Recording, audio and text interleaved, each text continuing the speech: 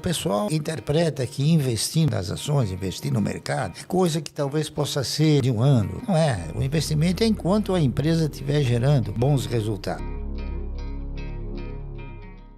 Minha história é uma história como muitos brasileiros que vieram de uma origem humilde, não é isso? E que, para ser muito sincero e muito honesto, teve que trabalhar para ajudar a mãe. Minha mãe ficou viúva quando eu tinha 1 ano de idade. E eu sempre me sensibilizei com o fato dela ser uma guerreira, uma trabalhadora, e sempre postulei a minha postura, assim, de tentar ajudá-la, né? Então, naquela época eu era criança, então eu fui fazer aquilo que era possível fazer para ganhar dinheiro. Então, eu fui ser engraxate, fui aprender a ser alfaiate com meu padrinho, né? Coisas que eu não gostei, mas tive que fazer, né? Como é que foi sua entrada no mercado de investimentos? Conta um pouquinho pra gente, porque você a minha trabalhou como entrada engraxate, vendedor de balas, mas como foi esse mas primeiro isso passo? quando eu era criança.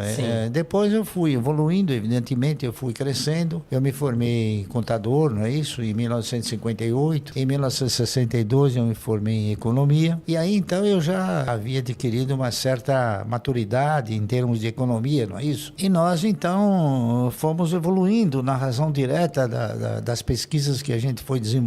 E eu sempre mirei o meu foco, né, para mim poder ter uma renda mensal. Essa foi meu principal objetivo. E para mim ter uma renda mensal, eu acabei analisando uma série de fatores. Eu aí de contador eu fui para ser auditor, e de auditor a gente frequentava as empresas, conversava com os empresários e via que os empresários, eles tinham o quê? Eles tinham uma forma generosa de ter uma renda mensal através do quê? Através da participação de lucros, etc. E isso foi evoluindo em mim até que um belo dia eu falei, bom, eu vou ingressar nesse universo de investidores, não é isso? E comecei pequeno, comecei comprando insignificância, né? É que o universo, ele oferece para você uma perspectiva fantástica. É uma pena que o brasileiro, ele não tenha tido a preocupação de examinar isso. E ele, segundo a minha observação, ele sempre tem sido monitorado pelo banqueiro no sentido de seduzi-lo a dizer, olha, se você comprar ações, você vai ficar pobre de repente. E não é. Ele pode ficar rico de repente. Pobre nunca. Então,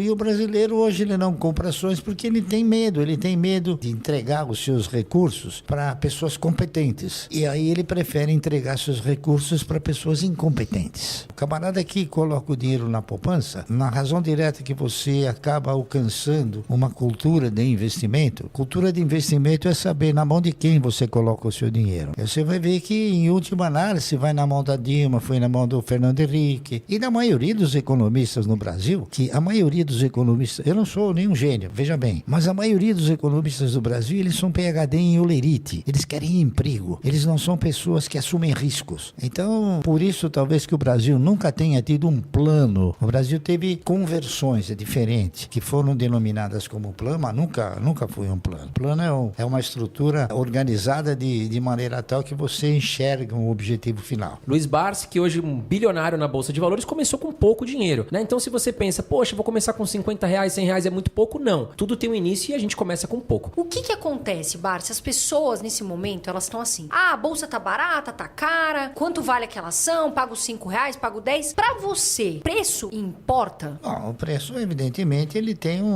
é um dos componentes. Ele é um dos componentes da decisão que você acaba tomando. Mas ele não é o único componente. Ele, conforme disse, é um dos componentes. É preciso que você tenha o quê? Que você tenha um elenco de fundamentos que possam te conduzir a você exercitar uma carteira de renda mensal. A minha visão principal é carteira de renda mensal, que eu faço isso desde 1971 e vou continuar fazendo até não poder mais. Porque é a única trajetória capaz de te conduzir ao quê? A você ter um futuro estável. É a única trajetória. Não existe outra. Quem está entrando na Bolsa desde o ano de 2019, pegou uma alta ali muito grande em 2019. Em 2020 veio o efeito pandemia, a Bolsa despencou. A gente teve alguns respiros, mas digamos que os investidores perguntam pra gente, e aí, André, Carol, o que você acha a Bolsa hoje, no nível que tá? Tá barata? Qual a sua opinião, Barsi?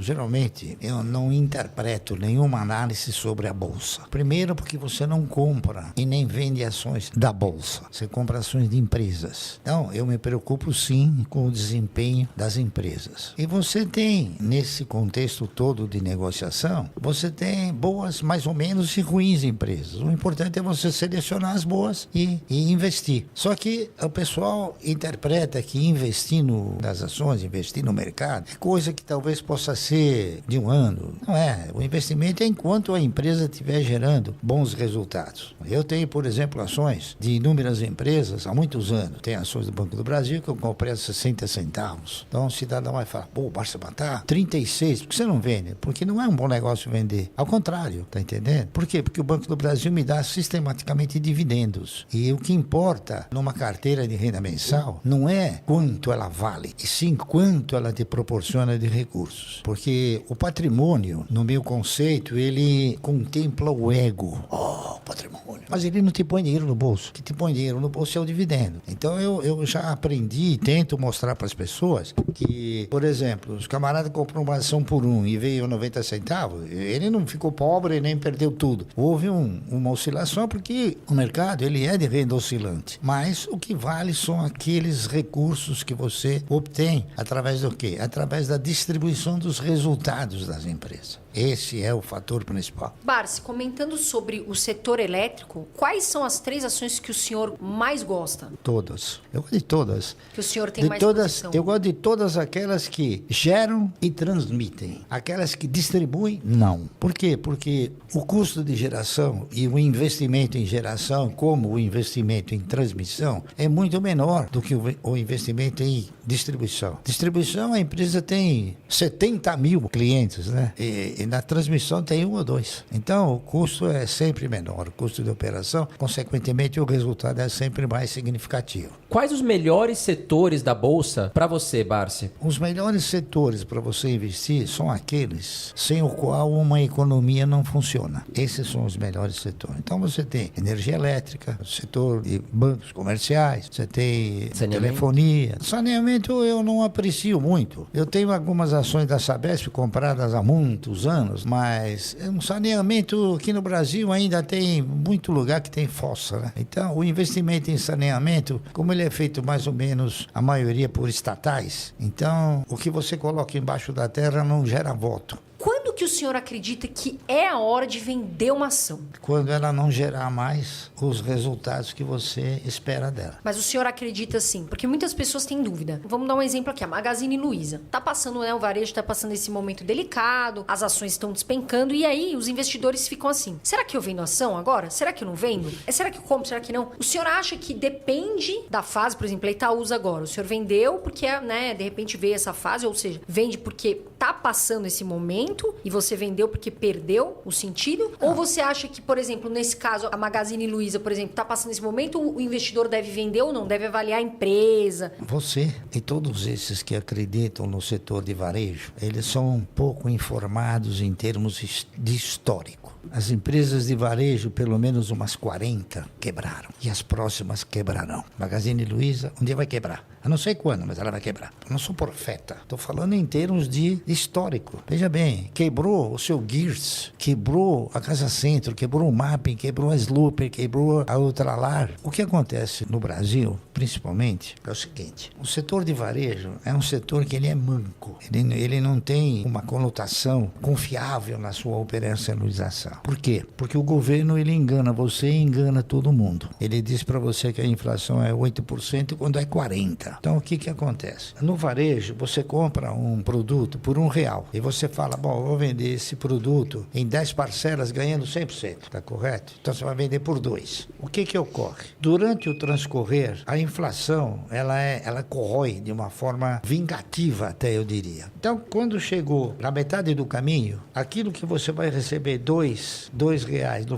no fim da linha, você já tem que comprar esse produto por R$2. Então, o varejo é uma atividade que você tem que estar sempre aportando recursos, sistematicamente. Exatamente. É por isso que, na minha avaliação, ele não é um setor bom. Então, quem compra varejo é porque ele desconhece isso. Quais são 3 empresas que o senhor não tira da carteira? Desde que o senhor começou a investir, o senhor pretende ficar com elas até o final? A Klabin é uma delas. Eu diria também o Banco do Brasil, porque o Banco do Brasil, ele é a única empresa estatal que tem um bom dono, que se chama Previ, porque ela também é uma empresa controlada pelo governo, né? Mas ela tem a Previ. E a Previ não são os políticos, são os ex-funcionários. Então há uma preservação muito mais eficiente no caso do Banco do Brasil. Tem uma terceira empresa também, eu diria a Unipar, da qual eu faço parte como membro do conselho, que são atividades que são importantíssimas numa economia. Qual ação que nesse momento o Jacaré está de boca aberta querendo comprar? TASA.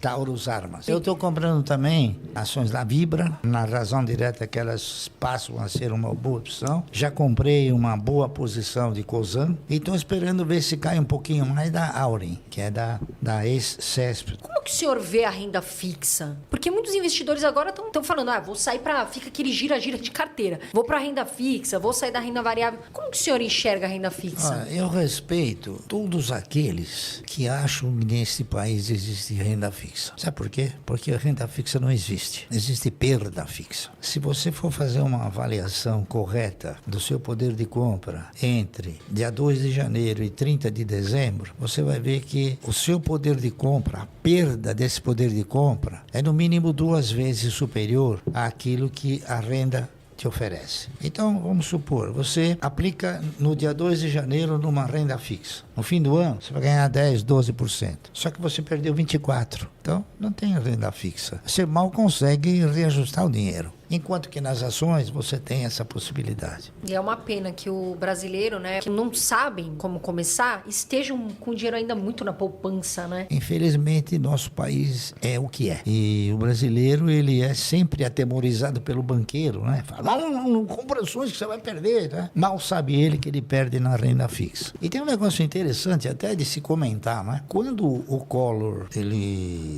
assumiu o governo, a primeira coisa que ele fez foi mudar o padrão monetário.